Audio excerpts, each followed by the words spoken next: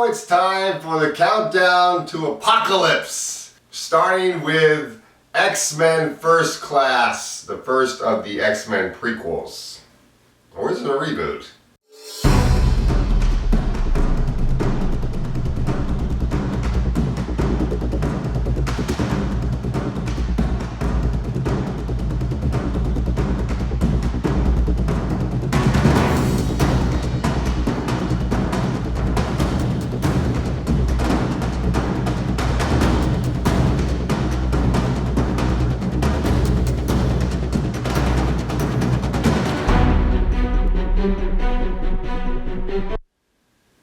X-Men First Class, directed by Matthew Vaughn, the man that directed the first Kick-Ass and Kingsman. This movie is the movie that revamped the X-Men franchise after two movies pretty much drove it in a rut. X-Men The Last Stand, which was a big cluster fuck. And then you had X-Men Origins Wolverine, which was a horrible movie. X-Men Last Stand, I do like it from time to time, and I can tolerate it when I watch it, even though it has some tremendous flaws. But X-Men Origins Wolverine, horrible movie. They sewed Deadpool's mouth shut, so not even worth watching. Now, the logical answer with this franchise for the X-Men creators was to go backwards, do a prequel trilogy. So they decided to go so far back that they go to the 1960s to start fresh. They recast Xavier and Magneto, so we don't have Patrick Stewart and Ian McKellen anymore. We got two younger actors, James McAvoy as Professor Charles Xavier and Michael Fassbender as Magneto. Talk about perfectly casting twice in a row. Damn! These guys are awesome together, and they get the dynamic between Xavier and Magneto so darn well, and they have that good friendship, chemistry dynamic that is really good, and they got the opposite views of how to deal with mutant rights so darn well, as with Xavier wanting mutants to find a way to coexist with humans and fight for mutant rights, while Magneto wants to fight for mutant supremacy. Feels that's the best way for a mutant utopia. I also like seeing Charles Xavier flirting with women, flirting with the co-eds. That was very cool. It made him a very likable character, and it was just very cool seeing Charles Xavier, the man who's going to become the father figure to the X-Men, flirting with women, and seeing this evolution of this young man becoming the father figure of the X-Men that he is meant to be. It was just very cool, and seeing the chemistry he has with Moira McTaggart, it was very awesome. With Michael Fassbender as Magneto, one of the great things about his character is seeing the fact that Sebastian Shaw is the man that kills Magneto's parents, how that pushes Magneto to be the villain that he is meant to be, and also how the friendship between Xavier and Magneto, how that influences Magneto, and how his desire for vengeance against Sebastian Shaw pushes him to the dark side. That is really cool, and they did a very good job of getting that dynamic well between these two characters. Now, the plot with this movie is, and it's being called X-Men First Class, is showing the meeting between Xavier and Magneto and how they form the X-Men, but in a James Bond kind of style with the CIA. They get involved with the CIA, finding out that there's a mutant gang called the Hellfire Club, led by Kevin Bacon's character Sebastian Shaw, and Magneto's going after them because Sebastian Shaw killed his parents when he was very young.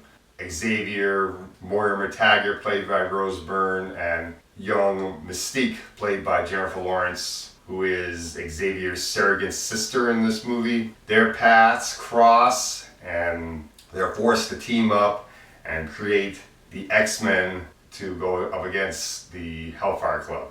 Now, when I think of the first class of X-Men, these are the X-Men I think of. Cyclops, Jean Grey, Warren Worthington III, aka Angel, Iceman, and Beast. Unfortunately, the only one of these 5 that shows up in this movie is Beast, played by Nicholas Hoult. The other 4 have been replaced because the creators feel that if you were to put Cyclops in this, he wouldn't be the right age, considering he's like 30 or 40 in present day time. He wouldn't be alive in the 1960s, I guess, by their estimations. So let's get rid of Scott Summers. Let's bring his brother Alex Summers to be the representative for the Summers family. Even though Alex is supposed to be Scott Summers' younger brother. That's kind of weird now, that make Alex like 15 or 20 years older than Scott Summers, because they're going to both be in the same movie in this one, X-Men Apocalypse. But at least we get to see them together. I don't know if they're going to be siblings, or is Havoc going to be Cyclops' father, or how are they going to write that as far as their relationship? But we'll see what happens. To replace the female member of the group, that's Mystique now, since she's Xavier's surrogate sister. To replace Warren Worthington III, Angel, you get a different character named Angel, played by Zoe Kravitz, only I don't call her Angel in my mind. I call her Dragonfly because her wings are more like an insect, where Warren Worthington III, the reason why he was called Angel is because his wings were like an angel. So it just doesn't make sense to call Zoe Kravitz's character Angel just because she has wings and she fly. No, you have to have wings that actually look like angel wings. And she has acid-spitting breath. Finally, the youngest member, which should be Iceman, wouldn't work since Iceman is in his 20s in present day. So let's get a different member to be the youngest member of the group, Banshee, played by Caleb Landry Jones. Only let's not make him Irish like he is in the comic book. God forbid we stick to their ethnicity. So he's American, but he still has a sonic scream and he has the ability to fly. Yet he was Irish in the made-for-TV Generation X film. But again, that made-for-TV crap was horrible. Whatever. And we got token black character Darwin. I don't know the name of this actor, but it doesn't matter because he's so token that he gets killed off by the Hellfire Club when they first cross paths. And he becomes the catalyst to bring them together and become the team that they are today. Now, I do like this movie, although I do think it's a bit overrated. I mean, a lot of people think that it's better than the second X-Men film, X-Men United. I don't. I think X-Men United is a much better film.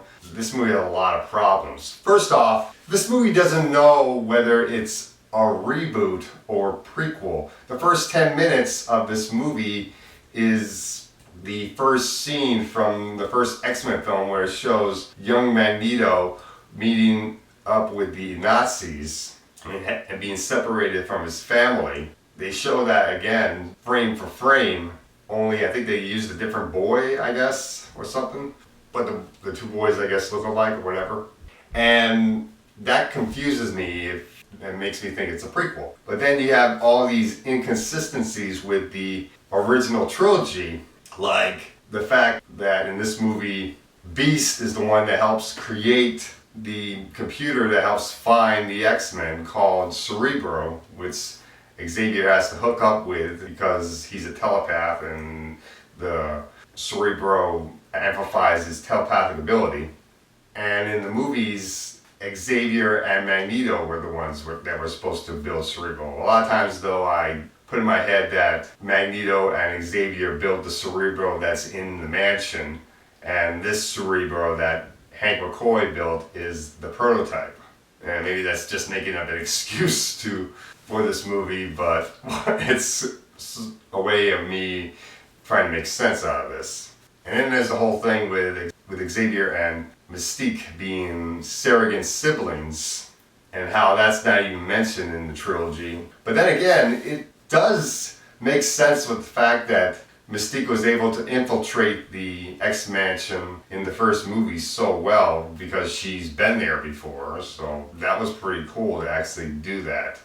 But while we're talking about Jennifer Lawrence portraying Mystique, she doesn't portray Mystique very well in this movie. She portrays Mystique better in the second movie, X-Men Days of Future Past. But in this particular prequel, she's very whiny, and the surrogate's chemistry is not always there at times. She does try to have a romantic chemistry with Beast and with Magneto, of course. And let's talk about the team of the Hellfire Club. Emma Frost, played by January Jones, she's pretty good in the movie. And then you got Jason Fleming as Azazel, who is Nightcrawler's father. So we have Nightcrawler's father and Nightcrawler's mother, Mystique, here. So that kind of shows how the conception would eventually happen, I guess. Mystique and Magneto have a falling out, and she ends up having sex with Azazel out of spite, and that's how they create Nightcrawler, perhaps. That's maybe how the conception works. As you know, if you've seen this movie also, Zoe Kravitz's character joins up with the Hellfire Club because she thinks that she has similar views with them, even though they killed off Darwin, and that makes me hate her character right off the bat. I can't even find her as a likable villain now. Kevin Bacon is a great villain. I thought he was very good in the movie. Oliver Platt is in this movie as a CIA agent. He's pretty good. I did like the comic relief he created. The action is pretty good. The training montage where Xavier is training each of the X-Men on their powers, that was pretty cool. So overall, I do think this is a pretty good movie. I did like the chemistry between Xavier and Moira McTaggart, even though Moira McTaggart is not Scottish in this movie, which she should be. So I'm gonna give this movie a B+. It's worth checking out, and that's all I gotta say for X-Men First Class.